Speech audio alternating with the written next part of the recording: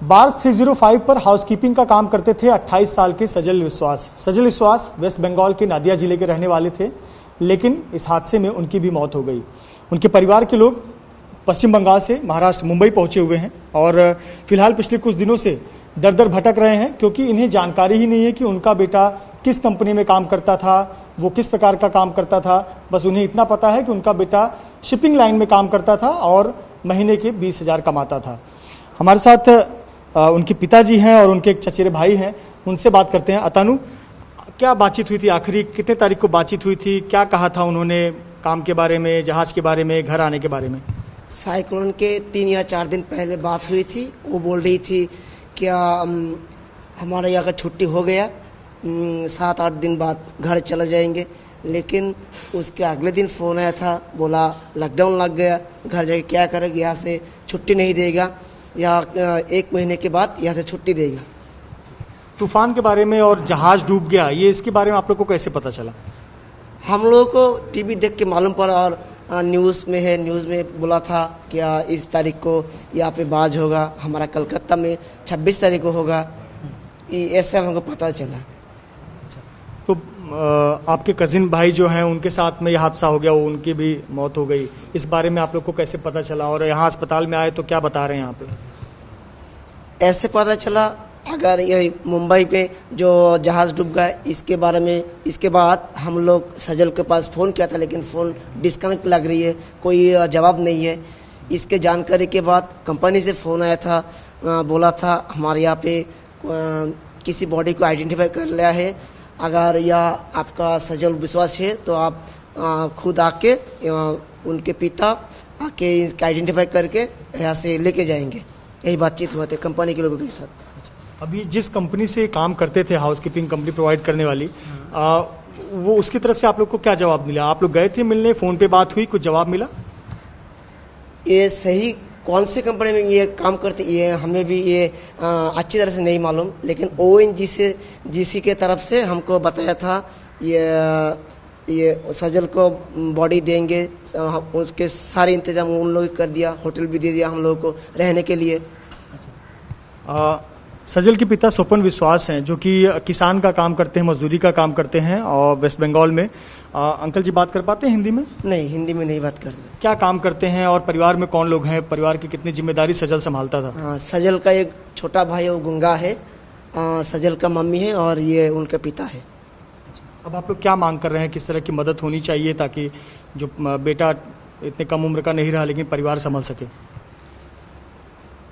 अगर कंपनी ऐसे इस सजल को जो भाई है वो भी ये काम करने के लिए लायक नहीं है, लेकिन कंपनी की तरफ से यही प्रार्थना है ये जो सही इन्वेस्टिगेशन हो जाए और इनके परिवार को सही पे सहायता करे, इसी मांग करते हैं हम लोग।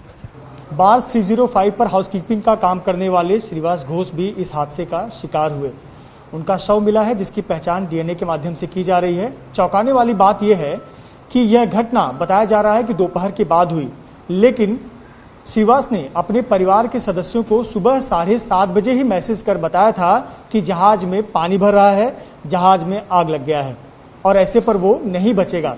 बड़ी चौंकाने वाली बात है कि एक तरफ जहां ONGC या कंपनी दावा कर रही है कि ये घटना तूफान आने के बाद दोपहर बाद चीजें हुई हैं, लेकिन पहले ही मैसेज करके श्रीवास ने अपने परिवार को बताया कि उसके बचने की संभावना इसलिए कम है कि जहाज पर ये हादसा हो रहा है, पानी भर रहा है। परिवार के सदस्य मुंबई आए हुए हैं पश्चिम बंगाल से मुंबई पहुंचे हुए हैं ताकि वो पहचान कर सकें श्रीवास की। श्रीवास ने 17 तारीख से आप लोग को संपर्क किया था सुबह के समय, कितने बजे क्या बातचीत की हुई थी? व्हाट्सएप पर मैसेज हुआ था, क्या कहा था? व्हाट्सएप में मैसेज किया था 7 साढ़े 7 बजे। वो बोल रहा था बहुत जोर से हवा चल रहा है, जहाज़ में आग लग गया है, क्या होगा? तो हमने बताया था थोड़ा सावधानी से रहो। तो बात करते करते डिस्कनेक्ट हो गया, ठीक है, लिंक डिस्कनेक्ट हो गया था। उसका मोबाइल रिकॉर्ड भी हमारा पास है जी, ठीक है, आपको दिखा। सुबह के समय 7:30 बजे की बात हुई? हाँ, सुबह ये आपका टाइम भी है इधर 7:43 दिख रहा है। हाँ, 7:44 7:43 के आसपास। 7 मिनट बज गए 4 मिनट से बात हो रहा था, ठीक है। इधर आकर डिस्कनेक्ट हो गया। तो ठीक है। आखिरी मैसेज 7:43 का है। हाँ हाँ हाँ। क्या लिखा है? जातो अंकर सब वंगा, क्या लिखा है बंगाली में? एक मिनट वो देखने दीजिए।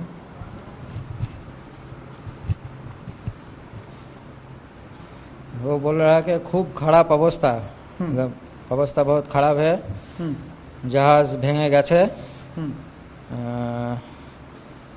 या जहाज बहते चली जा रही है, एंकर टूट गया है। हाँ, एंकर टूट गया है, एंकर छिलो सब भेंगे गए, एंकर सब भेंगे गए। ठीक है। बंगाली में उन्होंने चैट करके बताया अपने परिवार को कि जहाज की हालत खराब है, पानी भर रहा है, एंकर टूट गया है, तेज हवा चल रही है। ये स्थिति बताई। आप लोगों को घटना के बारे में कब पता चला कि मुंबई में हादसा हो गया और जहाज डूब गया? पता चला वो हमारा बेटा से ही पता चला सुबह में। हाँ। उसके बाद जब डिस्कनेक्ट हो गया, उसके बाद तो और कनेक्ट नहीं हो पाया। हाँ।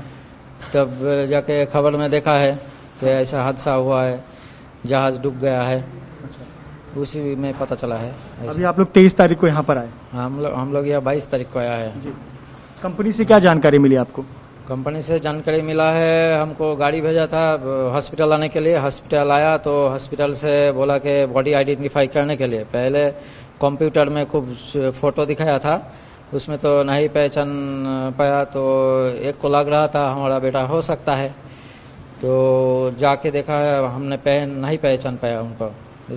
उसके बाद बोला है कि डीएनए टेस्ट करने के लिए, तो कल शाम में सैंपल लिया है डीएनए का। और जिस कंपनी की तरफ से, सिनाई मैरीटाइम की तरफ से काम करते थे हाउसकीपिंग का, जो एनजीसी के लिए काम करती है, उनकी से आपने बातचीत की? उनका क्या कहना है? उनसे हमारा बातचीत कुछ नहीं हुआ है, और हम लोगों को पता भी नहीं था उसी कंपनी में काम करता था। हमको हॉस्पिटल में एक लिस्ट मिला था, उसमें से पता चला कि सिनाई मैरीटाइम में काम करता था। तो आपने संपर्क किया, कुछ बातचीत हुई? नहीं, संपर्क नहीं हुआ। उधर कोई रिप्रेजेंटेटिव था, उनसे 2-5 बात हुआ था। ठीक है। तो हमने उसको डॉक्यूमेंट्स मांगा था। हमारा जो घर का लड़का काम करता है उसका तो कोई डॉक्यूमेंट्स नहीं है। हमारा स्टेट गवर्नमेंट से अगर कोई कंपनसेशन मिलेगा तो हम क्या उधर देंगे। तो वो लोग तो हमारे ऊपर बहुत गुस्सा खा गया।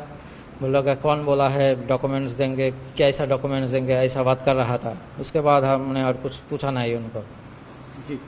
श्रीवास के पिता तुलसीदास जी हमारे साथ है।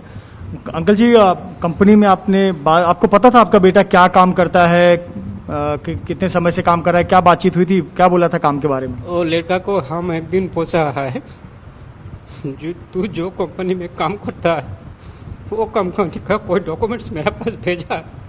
बोलो बाबा नहीं दे रहा है, तुमको बाद में देगा, ऐसा ही बोल रहा है। और कभी फोन कर किया है तो वो बात बोलने से वही एक ही बात बोलता है, जो देगा तुम ये लेकर क्या करेगा। कंपनी हम लोग को बोला है, कंपनी हमारे लड़का को बोला है ये सब डॉक्यूमेंट्स लेके तुम लोग क्या करेगा, ये कोई जरूरत नहीं है आपको, ये सब पूछिए। हमारे लड़का को छोड़ दिया। घर आने वाले थे, 8 महीने से काम कर रहे थे, आपसे बात हुई थी कि घर आ जाएंगे, अभी छुट्टी होने वाली है? हाँ, बोलो वो माता जी के पास खबर क्या था, जो हमारा छुट्टी का टाइम हो गया, हम घर जाएंगे, एक महीना नहीं, अगला महीना जाएगा, अगला महीना नहीं, एक सप्ताह नहीं, 15 दिन, ऐसा करके खाली घुराता है वो कंपनी। षष्ठ एक दिन ऐसा मेरा बेटा। क्या मांग क्या है आप लोगों की कि कंपनी वाले आप लोगों के लिए क्या करें? अभी बेटा तो नहीं रहा, पर आप लोग, बेटे ने जिसके लिए इतना समय काम किया, आप लोग ने कभी जिंदगी में समुद्र और नाव जहाज देखा ही नहीं होगा। तो पिताजी किसान का काम करते हैं, तो परिवार के लिए उसका पिताजी है ये तो बीमार है, काम नहीं कर सकता है। इसका बुढ़ा माँ भी है घर में, और वही एक अर्निंग मेंबर था फैमिली का। तो हमारा मांग है कुछ कंपनसेशन का, जिससे इनका जो बाकी हुआ है जिंदगी है उससे उसका गुजारा चले। बिल्कुल, आप इसी बात से कल्पना कर सकते हैं कि वो पिता जिन्होंने कभी समुद्र नहीं देखा, कभी जहाज नहीं देखा, और घर में इकलौता कमाने वाला बेटा, उससे उन्होंने मुंबई भेजा था कि वो शिपिंग लाइन में काम करके कुछ पैसे भेजेगा, घर चलेगा, पर अफसोस वो बेटा नहीं रहा। और अभी तो इन्हें यह भी नहीं पता कि वो किस कंपनी में किस पद पर काम करता था। अब ऐसे पर गुहार यही है परिवार की कि बेटा नहीं रहा, कम से कम परिवार का ख्याल कंपनी जरूर रखे। बार्ज P305 हादसे और टगबोट वारप्रदा हादसे में कुल 86 लोगों की जान गई। इन मृतकों के अधिकतर परिजनों को यह भी नहीं पता कि उनका बेटा या उनके परिवार का सदस्य किस कंपनी के लिए काम करता था, क्या काम करता था और किससे संपर्क किया जाए। बहुत से परिवार आ रहे हैं जिनका सहारा यूनियन बन रहे हैं। Forward siemens union of India के जनरल सेक्रेटरी मनोज यादव हमारे साथ हैं। मनोज जी, बहुत सारे परिवार जो दूर दराज के गाँव में रहते हैं, पश्चिम बंगाल, बिहार, यूपी, उत्तराखंड, वो यहाँ आकर उन्हें पता ही नहीं कि वो अपने बेटे के शव पाने के लिए कहाँ कहाँ दौड़े। बहुत सही कहा आपने मृत्युंजय जी। हमारी ऑफिस है वेस्ट बंगाल में, जिसके माध्यम से हमें पता चल रहा है कि जो लोग मिसिंग हैं वो हमारे ऑफिस के माध्यम से पता चल रहा है। जैसा कि अभी आपने देखा कि कुछ ऐसे लोग हैं जो एक तो हिंदी नहीं बोल पाते हैं और उनकी मातृभाषा कोई अलग स्टेट से होने की वजह से उनको यहाँ पे कम्युनिकेशन की बड़ी दिक्कत हो रही है। इसी के बीच में अभी तक कोई भी ऐसा सेंटर पॉइंट ऑफ कांटेक्ट नहीं डेवलप किया गया है जहां पे एक नंबर पे कांटेक्ट करके उनको अपने परिजन या अपने जो खोया हुआ जो उनका परिजन है उसके बारे में पूरी तरह पता चल सके। मेरे पास ऐसे कई केस आए हैं जो ओएनजीसी के दावों की पोल खोल रहा है कि हमने उनके लिए कांटेक्ट सेंटर डेवलप किया हुआ है, क्योंकि उस जहाज से रिलेटेड कई वेंडर काम कर रहे थे और कई वेंडर काम करने का नतीजा ये है कि या तो लोगों को असलियत पता नहीं है कि मेरा बेटा उस जहाज पे कौन सी मैनेजिंग एजेंसी, कौन सी एजेंसी से होता हुआ पहुंचा है और मैं किसको कांटेक्ट करूं। मेरे पास ऐसे बहुत से केस आए हैं जो शायद आपको भी बोले होंगे और मैं तो एबीपी माझा का धन्यवाद, एबीपी न्यूज का धन्यवाद करता हूं कि एक इंटरव्यू जो सूरज चौहान का था वो आपका इंटरव्यू देखने के बाद ओएनजीसी ने उनको कांटेक्ट किया कि भाई आप कहां हो, आप आइए, हम आपको ये फैसिलिटी प्रोवाइड कर रहे हैं। It is totally failure of system.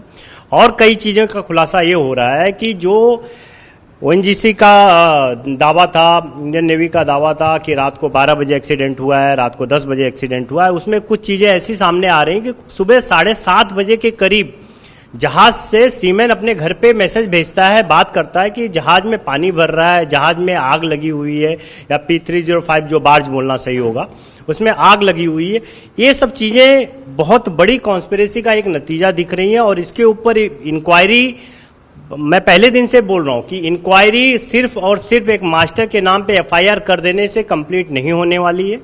और सबसे बड़ा जो फेलियर है वो फेलियर है मिसमैनेजमेंट है, जो मतलब उनको सही समय पे ना तो उस बार्ज को सेफ्टी प्रदान कर पाए और ना तो टाइम रहते, जब से आईएमडी की नोटिस इश्यू हुई थी, उस बार्ज पे जितने भी सेफ्टी इक्विपमेंट्स थे ना तो उनका प्रॉपर इंस्पेक्शन हो पाया, ताकि वो ऐसी चीजों को फेस करने के लिए तैयार नहीं। हम एक बात बताएं कि ऐसे बहुत सारे परिवार हैं जिनको अंदाजा नहीं है कि किस कंपनी का दफ्तर कहाँ है, किससे संपर्क करें। अब वो एफकॉन के पास जाएं, मैथ्यूज के पास जाएं, या कोई हॉस्पिटैलिटी कंपनी के पास जाएं, या कोई और थर्ड पार्टी के पास जाएं, तो इनकी मदद आप लोग कैसे कर रहे हैं? आपने मुद्दा उठाया, आपने पत्र भी लिखा है, मेल किया हुआ है, कैसे मुद्दा उठाया जा रहा है? जैसे भी हमें वेस्ट बंगाल हुआ या बिहार हुआ या उत्तर प्रदेश हुआ, जहाँ से भी हमारे ऑफिस के माध्यम से हमें पता चल रहा है, हम यहाँ पे उनकी जो लोकल कंपनी है उसको कांटेक्ट करने की कोशिश कर रहे हैं। और कांटेक्ट करने के बाद जब इनको प्रोवाइड किया जा रहा है नंबर और जो भी फैसिलिटीज प्रोवाइड हो रही है और उनको डायरेक्ट जेजे हॉस्पिटल या जो भी चीज़ें वहाँ भेजा जा रहा है, वहाँ पे ओएनजीसी का डेस्क बनाया गया है जहाँ उनको बाकी की जानकारी मिल रही है, जो पूरी लिस्ट उनको नेवी के द्वारा या बाकी के जो उनके एग्जिस्टिंग सिस्टम के द्वारा जो अवेलेबल है उससे उसको फाइंड आउट कर रहे हैं कि उस लिस्ट में वो लड़का वहां पे अवेलेबल था कि नहीं था। और मैं इस आपके माध्यम से एक बार फिर बोल रहा हूं कि जितना रूड व्यवहार इन परिजनों के साथ हो रहा है, ये जो सब कॉन्ट्रैक्टर हैं उनमें, अभी एक केस मेरे सामने आया है, सिनाई मैरीटाइम करके कोई कंपनी है जिसके कोई समथिंग रवि रामदास करके कोई आदमी है जो इनके परिजनों को बड़ी बुरी तरह से ट्रीट कर रहा है और उनके सवालों का जवाब न देने के बजाय उनको और ज्यादा डिनाई कर रहा है कि हम आपको आपका डॉक्यूमेंट नहीं देंगे बच्चे का कोई, क्योंकि उनके परिजनों के पास कोई डॉक्यूमेंट नहीं है, कोई प्रूफ नहीं है। उनका ये मानना है कि कल अगर हम अपने स्टेट में जाएं और कल हमको उसके जो एग्जिस्टिंग, चाहे उनकी खुद की पॉलिसी हो या उनके घर के जो कागजात हो, उसमें कहीं पे अगर हमको कुछ चीजें लगानी हो तो हम कैसे लगाएंगे कि हमारा लड़का आखिरी बार कौन सी कंपनी में काम कर रहा था। बहुत से नेसेसरी डॉक्यूमेंट्स होते हैं जिसमें ये दिखाना पड़ता है कि पिछला एम्प्लॉयर आपका कौन था। तो ये सब चीजों में मदद करने की बजाय उनको साथ में अभद्र व्यवहार करना ये सही नहीं है। और ये लोगों के खिलाफ ओएनजीसी का, मैं पहले दिन से बोल रहा हूं, ओएनजीसी अपना इनोसेंस प्रूव करे और ओएनजीसी एक कदम आगे आए और इनके खिलाफ एफआईआर फाइल करे जो जो इस मैनेजमेंट में इन्वॉल्व थे। मेरा आखिरी सवाल यही है कि जब इन लोगों के पास दस्तावेज नहीं है और हम देख रहे हैं कि किस तरह से भटक रहे हैं, जब फोन लगा रहे हैं तो सामने से डांट पड़ रही है उनको कि आप क्यों फोन कर रहे हो। मैंने एक जन का इंटरव्यू किया, उनका तो ये भी कहना है कि आप 2 लाख रुपए लो और वापस लौट जाओ मुंबई से।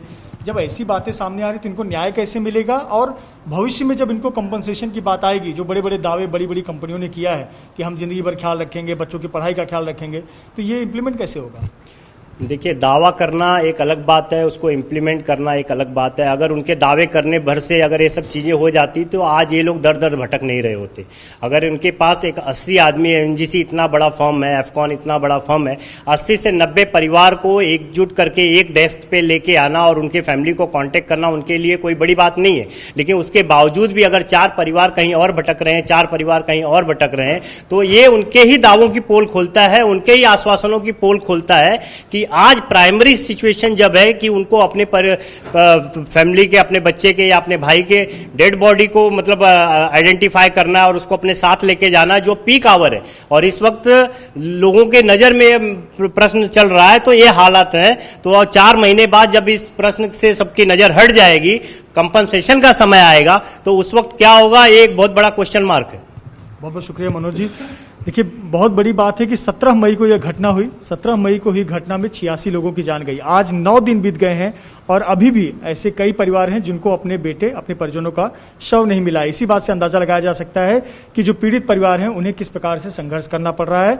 अभी सवाल सिर्फ शव हासिल करने का है, मदद के नाम पर क्या होगा ये वो कंपनी और वो पीड़ित परिवार ही जाने। कैमरामैन धर्मेंद्र पांडे के साथ मृत्युंजय सिंह, एबीपी न्यूज, मुंबई।